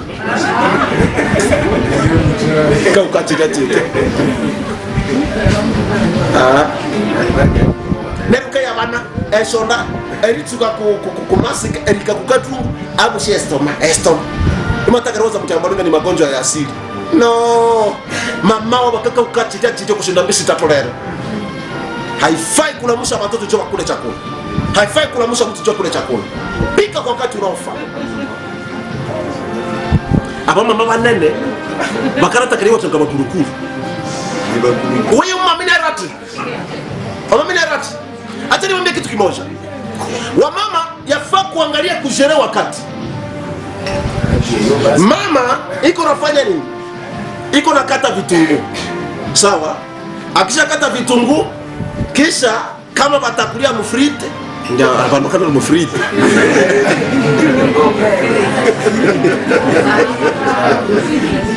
Jofiriti haya hapo Jofirite vraiment comment tu vas niveau dictionnaire moi tu Jofirite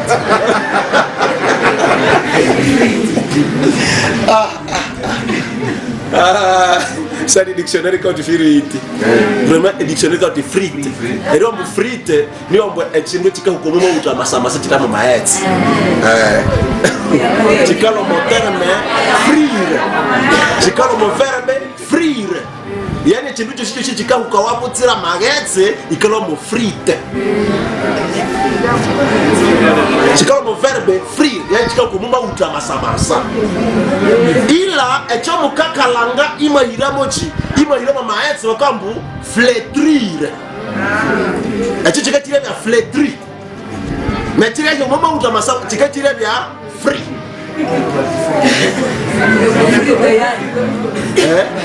ya nariba ngaba tabantu kana ndo frite ngaba tacho kusaba nashi kumunashi frite ngaba tacho nashi kumunashi frite voilà alors wakati ambapo tayari iko nakata ile pomme de terre au ni sayot iko nakata olie moto iko na waka aliyeka tunabia kuinechi na mbona ndio ndio namuta kwa namuhi nilibukali ibo abe salamu elitwani na nilibumwa rate ibi moyo chomorero ile ni pasta wakisha moto kisha kata hivi nyoko nakata na mafuta iko na iva apre itaiva umemaliza kukata weka ndani amundabe bwera hate neribo imaye imanda babuli mu chai sule ndabe kuna kukarabu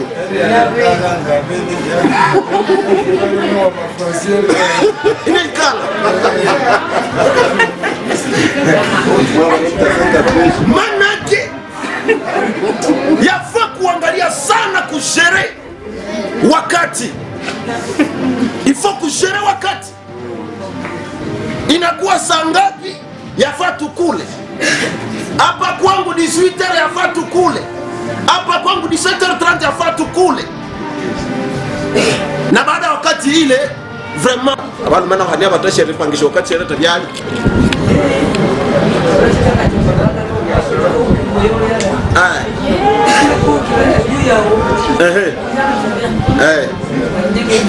sasa tuende basi tuende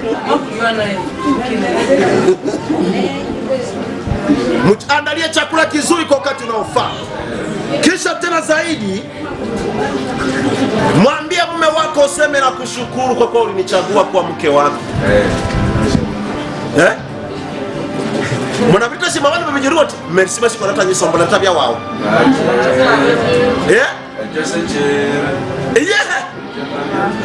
mwanamke mpumbafu atasema nini kwa nini yeye asinishukuru kwa kumuitika si ndio na shanga nyishukuru ati msanati na yeye akota muri ari haya sasa hata niwaambie kitu kimoja sawa mimi napatia kitu kimoja utaniambia nani ambaye tayari anaweza kushukuru kuliko mwingine tukamate quartier tukamate mji wenu ewenyu uko wenu sawa tutemye uko wenu omumuyi wawe terie hesabu abakali ababere byako sebarataira manyumba kusangwa babuli abanume uhesabu na balume babere bula manyumba kusangwa mo bagano na bakali abakali banene venile ke uko na hesabu uko na ile fursa ya kumshukuru mume wako ifo kushukuru mume Ifo kushukuru mume kwa sababu alikuchagua. Haiko kusema sema kwa sababu alikuchagua wewe ulimkubali. Haiko wewe ndio ulimkubali maana sha kuchagua. Hapana, wewe ndio ulimchagua. Hapa. Shukuru mume wako, umesema merci. Merci kwa kunichagua kunifanya kuwa wako. Merci. Utende vya marafiki wao vya nao. Sawa? Pima angalia wa kolege wenye mliko na masomo. Utakuta wamusika wenye habaya olewaka. Me utakuta wanaume wote washakao. Echangali kutashi umuntu bote. Merci. Kwesi naye. Ngaba wera abalume eriyo mbwa masungo mulume abri bulumu karibu sana makana wa. Chiombiri. Lakini mukali nganapo la bakalo basungi ko katambi to tukahangana ku balabala kwa. Tuko twasungabo. Abataleta anzo. Amen. Amen. Ni sharti kumshukuru mumeo kwa sababu alikuchagua. Swako la cheno haiko kwa sababu ulikuwa mzuri, haiko kwa sababu, lakini mume wako tu aliongozwa na Mungu kusudi akuchagua akufanye. Mwambie merci kwa kunichagua. Tulirudia kule nyuma, tukirudia kule kwa mwanzo kwenye nilisema ni sharti ndoa ni picha ya kanisa. Sisi tunashuhudia Yesu kwa sababu alituokoa. Nario achangana kwa Mungu aline tashukuru mume kwa sababu alimwokoa nini? Biblia inasema kwamba mume ni mwokozi wa mwili. Ni mwokozi wa mwili.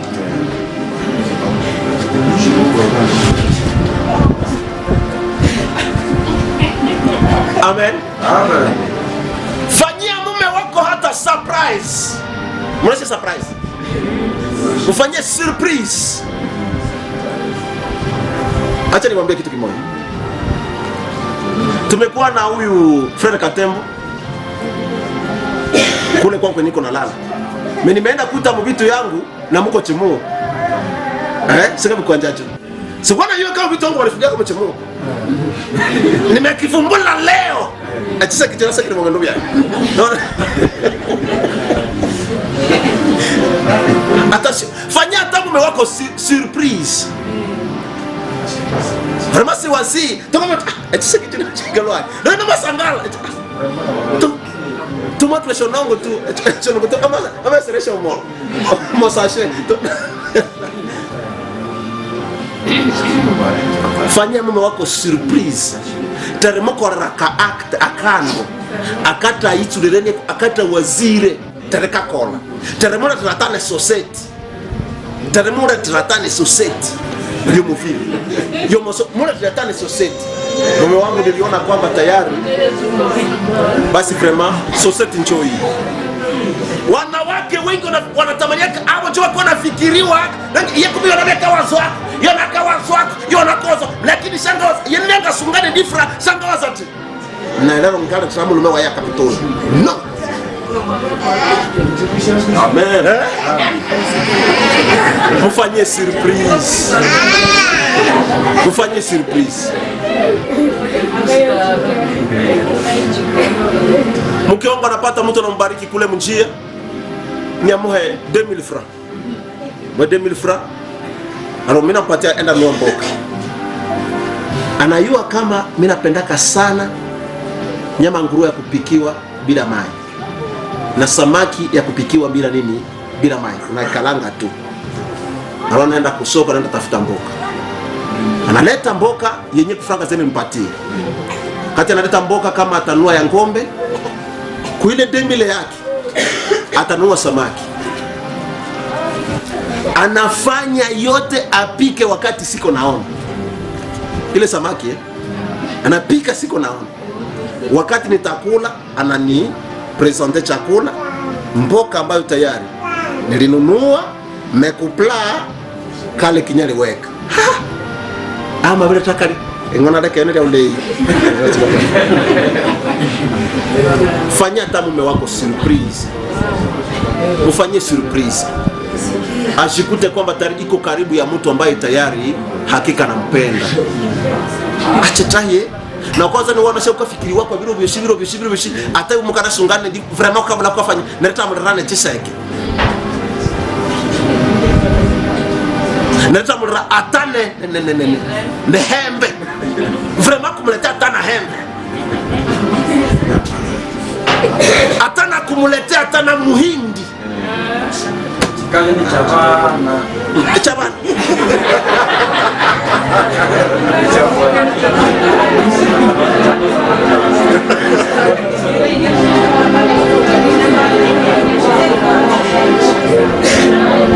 Wakati unafanyia surprise mpima kumlatia na mpatie mwambie useme mimi nakosa kama nikushukurike na namna gani kwanza kunichagua.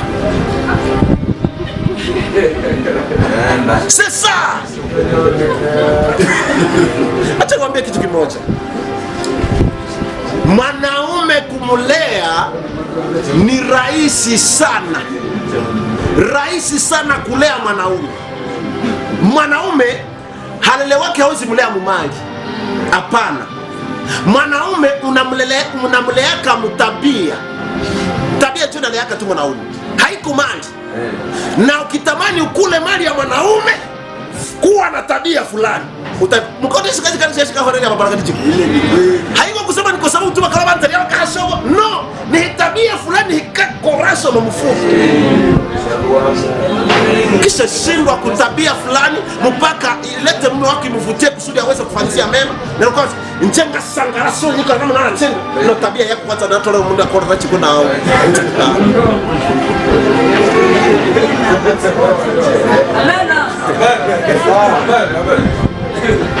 Na ile mnaleta munani mu programu ya priere, basi mwambie bwana yangu basi auti kama na utuache kwa kosa la kwanza uko na tabia mbaya di.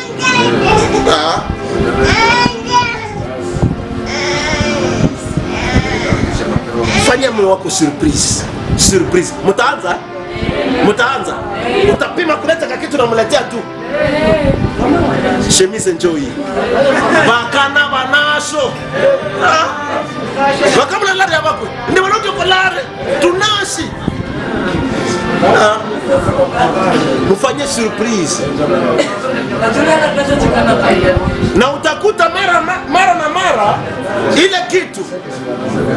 Utakuta mara na mara ile yenyewe umemfanyia unafanyia 2 fois 3 fois. Na ile yake bwana tunaye na ngasa na nataka na ina salama ni biscuit na ina kula tena ndio somo ifundisha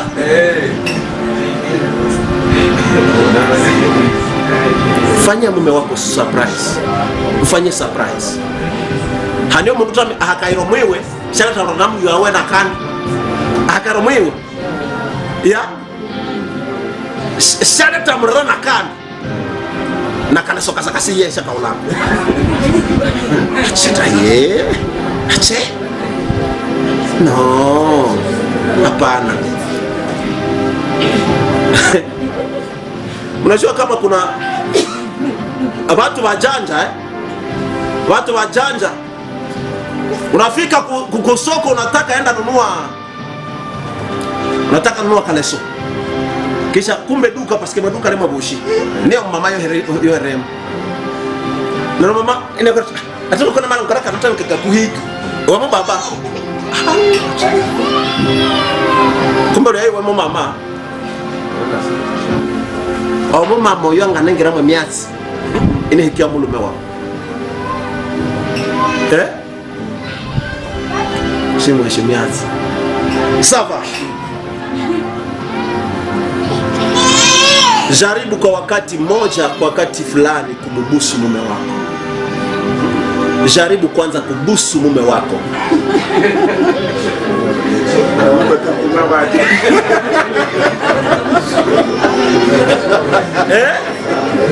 Jaribu kwanza kumbusu mume wako. Amen. Mbusu kwanza. Tani mkumbatiana na tani muhebizi. Amen. Mbusu kwanza mumeo. Wakakundula. Nikamatia wimbo ulio bora chapitre 1 verset 2. Hata soma. Na Mhubiri vile chapitre 4 verset 11. Mhubiri chapitre 4 verset 11. Nitasoma katika unaweza kuacha tutasoma. Uenda kusoma nyumbani. Kwa sababu wakati kuna kimbia. Si afika bado kwa baba. Kwa sababu natamani hapa niko nazungumza tu juu ya mama, lakini muda fulani nizungumzie juu ya baba. Kwa sababu wana matatizo yao mengi hapa. Tukaika kuliko sawa. Pima kumubusu nilikuwa wanabili brosette na nava. Amen. Ita mume wako kila mara hivi. Sawa? Mpenzi wangu, mume wangu, bwana, hani, darling, kwa materme zile. Pima chunguza nini unataka kusema. Ukijua importance, ukijua valeur ya mume wako. Biblia inasema kwamba mume ni bwana. Sawa? Bwana. Français nasemaka Seigneur. Ça va? Mtu afikake mbele ya Seigneur pasipo hekima.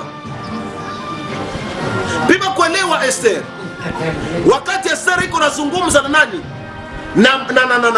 Na mfalme Asirus,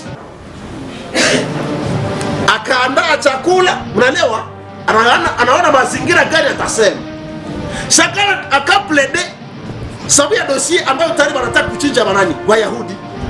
Me olia aseme mara moja. Aseme chama lekina hika hanu manake Wayahudi watu abala watu na wale watu bakata kaba hapo. Lakini akasema mfalme unataka nini? Hata nusu ya mfalme wangu nitakupatia. Hao nganisha hizi tukubu. Hekima watu nono amazingira mtu nanga kuhamu. Akasema mfalme, mimi nataka kama ukiona vema basi nimeandaa karamu nyumbani. Eske unaweza kuya ukule chakula kisha ukuye na Hamani. Ndio kale kwa West kana mosha problem ku. Ndio na ronda bie ndio huke. Ndio andaye. Akapikia mume wake chakula kizuri. Omulu myaberia kali aberia abiwuta ama bimikirida ale muhatule minyokuyo muchi ya moment. Sema neno ingine tena. Alors Esther akasema nini? Aseme bwana, sijui kani seme nini. Lakini na uchungu mkubwa kwa sababu mimi pamoja na Wayahudi wote tumeandaliwa kuuawa. Asoro shangasha tukachunguzia ati nande. Acha pana na huyu mtesi wangu huyu Hamani. Okocho oko mazingira o aswero wabiri hikamo vraiment atolere na ho shanga diskite bereshandre shanga shabulia kabia na beta no hapana. Biblia inasema kwamba mfalme akatokea nje mati matiba kwa pelus hihia na Hamani ama shiala ama watakapika magoti wa bereshandre sha Esther ni kile kanchiko kumuchi kanape como salon lero kweshi omufalme bwa masa ame ya inabiripika magoti wa kanape atakao bepardo yokonde yiko Esther akata kisha bya namukaliwa ne wale uyu ni mubandi Muhammad. Hekima ilitosha kwa kutatua tatizo ambalo lingelikamata nini Israeli yote.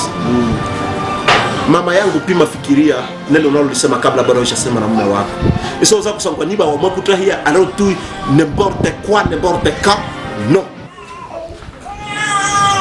Mume wako haiko pale kukusikiliza n'importe quoi n'importe quand. Pima chunguza nini ambayo unataka kusema. Ni Bwana, mpatie heshima zake, sema naye maneno yanayofaa kwa hekima. Mama anasema ute hekima kabisa. Hapana. Kusema akabwange nani? Njengo shondere.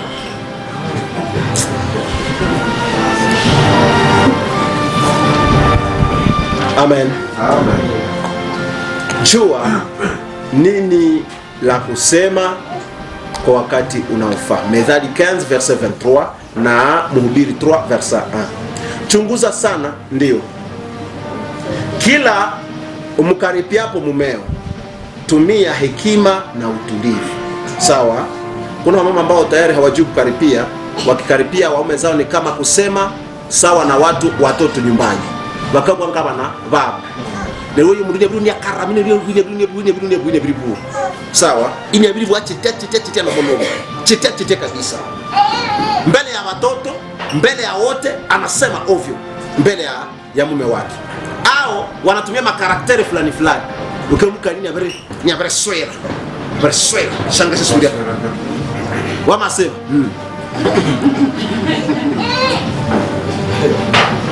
Ukawa holo como parcela ni wadi. Karibu. Uile chinua. Au utamkuta kwamba anakuwa kimya, hataki kusema lolote. Wamamkaza mungu sinde ntiri munene hanenda mbini tansiri libuwa di swani soma omukali mu nyumba au kuhama bitanda mukadi hama koncheli nyaka otara masana nyaka otara masoki kumurago anavyoso murago ako anahama kitanda. Unafikiri kisha hama kitanda cho utakuwa umerekebisha mume wako? Unashidanganya. Kuhama kitanda kunyamaza mume wako haiko jo solution. Au kama nalo kitanda nyabendo kireno nyanya kala nyaka sana kwa ndio ndio shonganga sangalumera dunia bie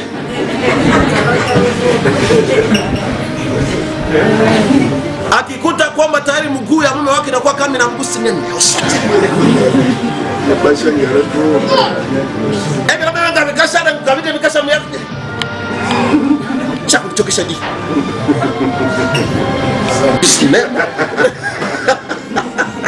ukitanda ukaye mtembea bulomo tenge baba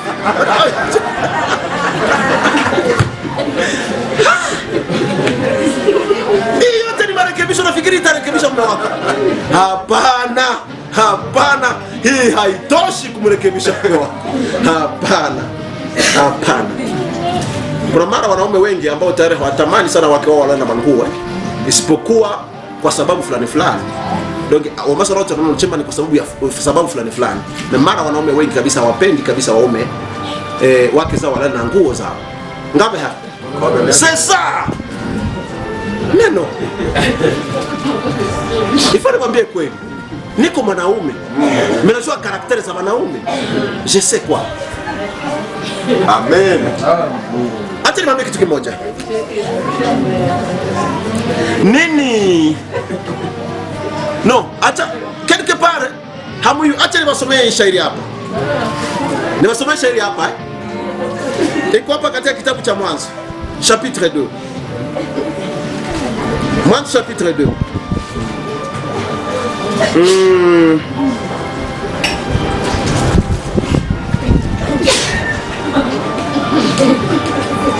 Verset 25.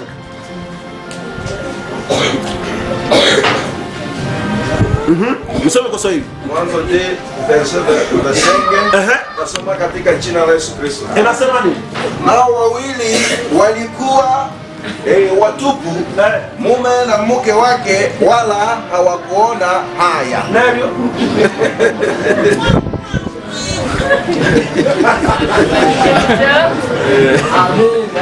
Amen. Sasa. Neno kama hilo ndako show pijama, hiyo ndako na nani wa ina kwenye show jeans, hiyo ina kona nabe na roho salama yule.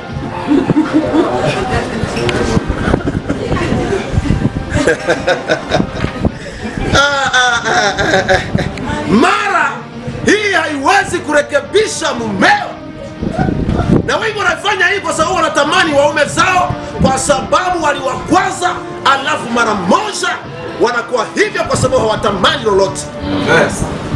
Hapana, hapana. Amen, amen. Wengine wanafikiri kwamba tayari kunyima waume zao tendo la ndoa kose ndio marekebisho. Kuna shidanganya. Sio marekebisho. Hiyo sio marekebisho.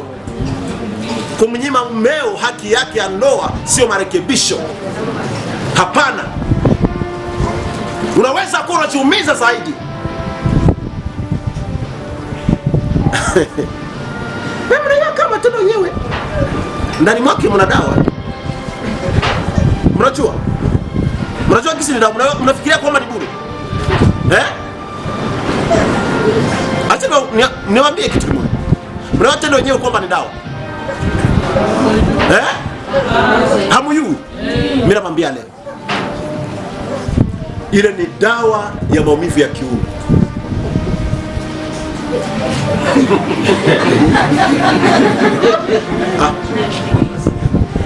Non, c'est parce que hamkufanya kanjo santé, hamkufanya kanjo medicine. Mwende uliza madaktari wao utawaambia. Mwende uliza madaktari wao utawaambia.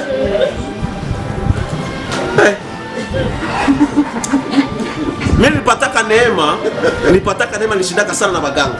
Nishindaka sana na baganga kabisa. Ni dawa ya maumivu ya kiuno na mgongo vile. Yenye mnawaambia ni kweli. Vraiment siwaambia vitu vya kuwachekesha. Mimi nawaambia ukweli. C'est ça. Ile ni dawa kabisa. Dawa. Kani ya watu katukome shindani heri na dawa iko karibu.